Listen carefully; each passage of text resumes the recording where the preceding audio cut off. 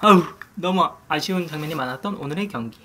마지막 김혜성 타구가 저는 1루를 넘어가서 역전이 나는 줄 알았습니다. 타구가 느렸기 때문에 1루 수비만 넘어갔으면은 주루가 다 들어와가지고 역전도 할 수 있었는데 정말 안타깝고, 마지막 임지열 안타까지만 해도 조금 흥분할 뻔했는데 마지막 결승 적시타가 안 나면서 아쉬운 결과 나왔는데, 사실 오늘 경기는 정말 7회만 봐도 될 정도로 7회가 정말 많은 장면이 있었는데, 먼저 이용종이 대수비로 나와가지고 이용종이 나왔을 때 이용종이 정말 이용종 장기가 있어요. 이용종 나오자마자 솔직히 저는 반가웠는데, 이용종이 나오고 이용종이 또 마법을 부리는지 뭔지 모르겠는데 이용종이 장기가 하나 있는데 뭐냐면은 이용종이 사구를 겁나 잘 만들어요.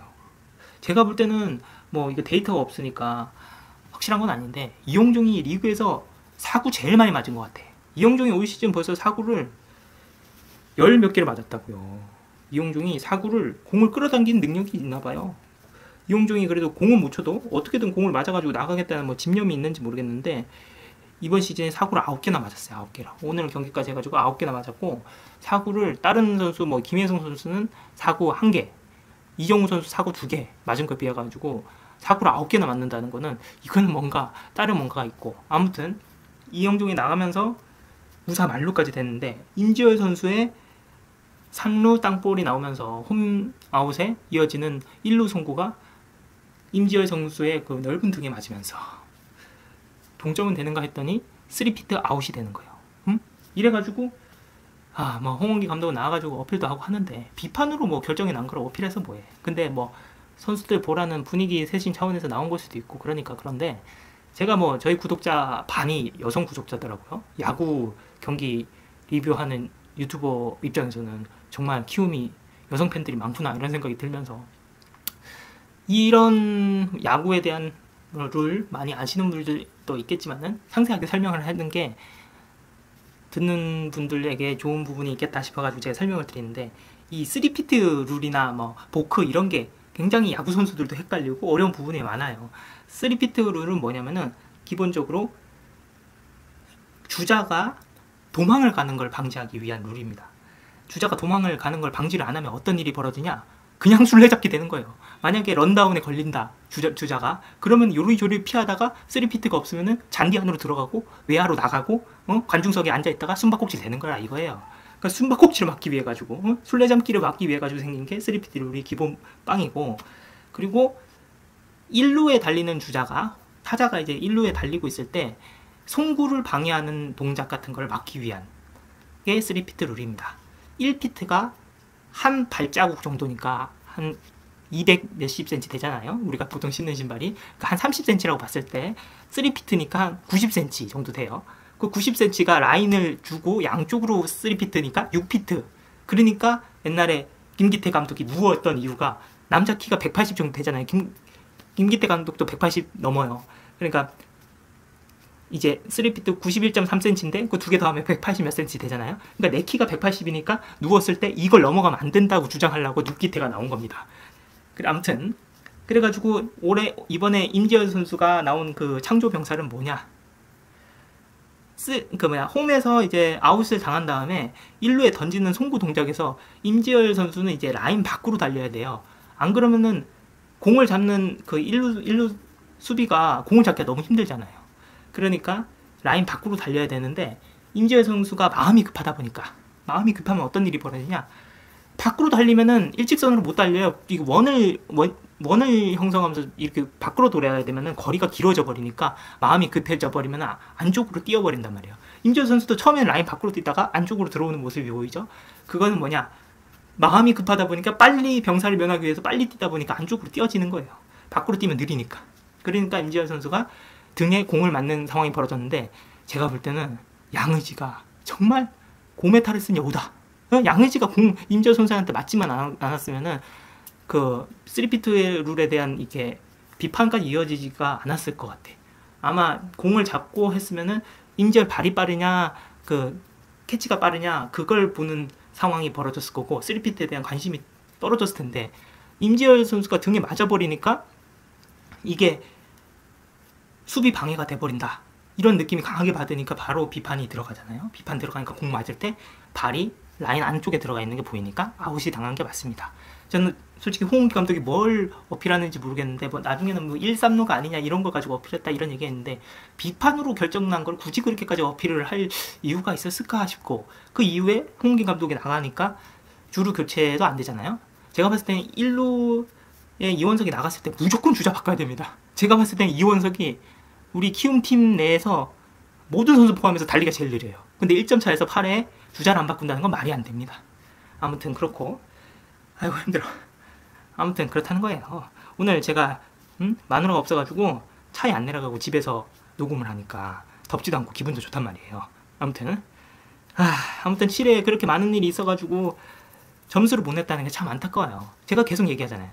우리는 전에 이겼을 때도 우리가 잘해가지고 득점을 냈다기보다는 삼성전만 봐도 전에도 김지찬 선수가 악송구하고 수비가 막 개판이야. 솔직히 말해서 행복수비야. 아니, 너무 세게 말했다. 행복수비야. 하나수비도 행복수비고 삼성수비도 행복수비야. 우리가 잘해서 득점을 냈다기보다는 상대가 실수를 해서 자멸을 하는 경기가 계속 이어졌단 말이에요.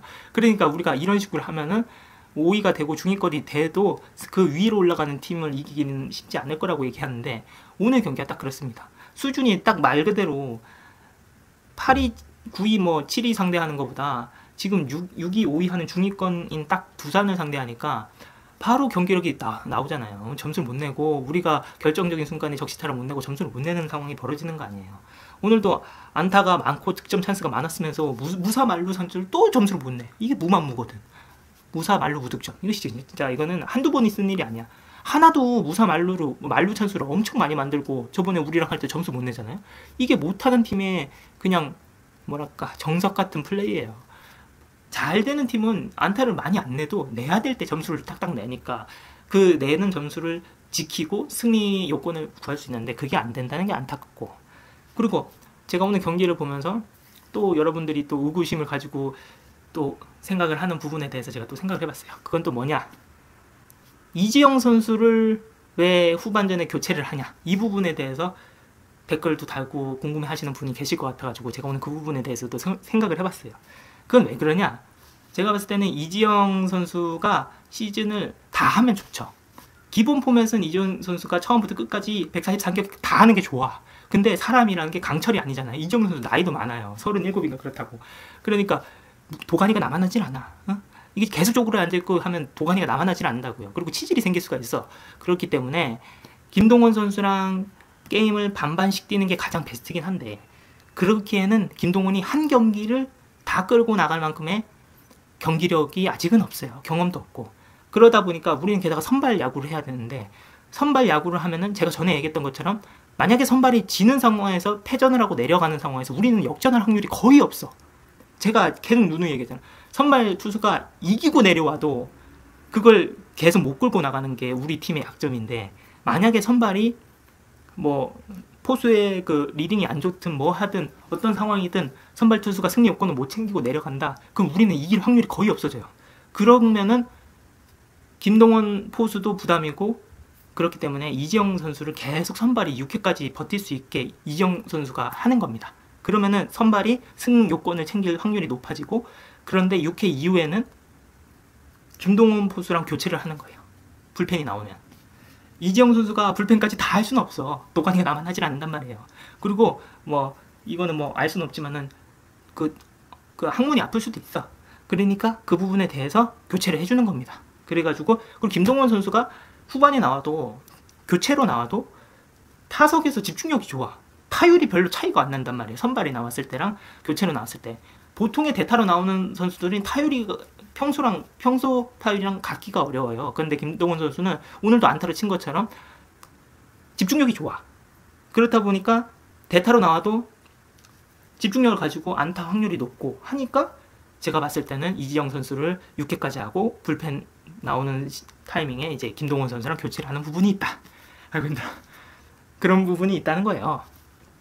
아무튼 오늘 또 그런 부분을 제가 설명을 드리고 캐치를 해드리고, 이 부분에 대해서 설명을 하는 게 재미있는 분들도 있을 거고, 뭐 다 아는 부분, 다 아는 얘기다 이렇게 얘기하시는 분도 있을 거예요. 근데 제가 영상 2,000명, 3,000명이 보는데 제가 모든 니즈를 맞춰드릴 수는 없잖아요. 뭐 노래 부르는 부분도 그러고. 뭐 그렇다고 해도 뭐 좋게 봐주시고, 그리고 뭐 조금 불편한 부분이 있으면 땡겨서 보세요. 땡겨서 땡겨서 보시면 되니까. 아무튼 오늘도 고생하셨고, 연승을 못 이어나간 건 아쉽고, 그래도 제가 봤을 때는 진짜 장재영 선수나 그 불펜들도 그렇고, 하영민 선수가 실점을 하긴 했는데 저는 오늘 150 나오는 거 보고 정말 깜짝 놀랐습니다. 직구에서 150이 나오더라고. 하영민이 나이도 많은데 구속이 그 정도 나오고 하는 거는 정말 우리 입장에서는 정말 좋은 불펜이에요. 조금 피안타가 좀 높아서 그렇지 그래도 정말 좋고, 양현도 오늘 바로 병사면 안 되잖아요. 땅볼 기계예요. 걔는 병사 기계. 그런 투수는 무조건 있어야 되는 부분이고, 그렇기 때문에 우리가 조금만 타석이 적시타를 내주고 하면 좋은 결과가 있을 것 같고, 점점 날도 더워지고 하니까 제가 전에 얘기했던 것처럼 우리에게 정말 좋은 기회입니다. 우리는 젊고 체력도 좋고 또 고척구장을 이용하는 홈으로 하기 때문에 다른 팀에 비해서 훨씬 유리해요. 그리고 올 여름은 무지하게 덥대요. 덥고 비도 많이 오고. 그렇기 때문에 다른 팀들보다 더 긍정적인 부분이 많으니까 앞으로도 파이팅 하시고, 오늘도 고생하시고, 레드 프라이.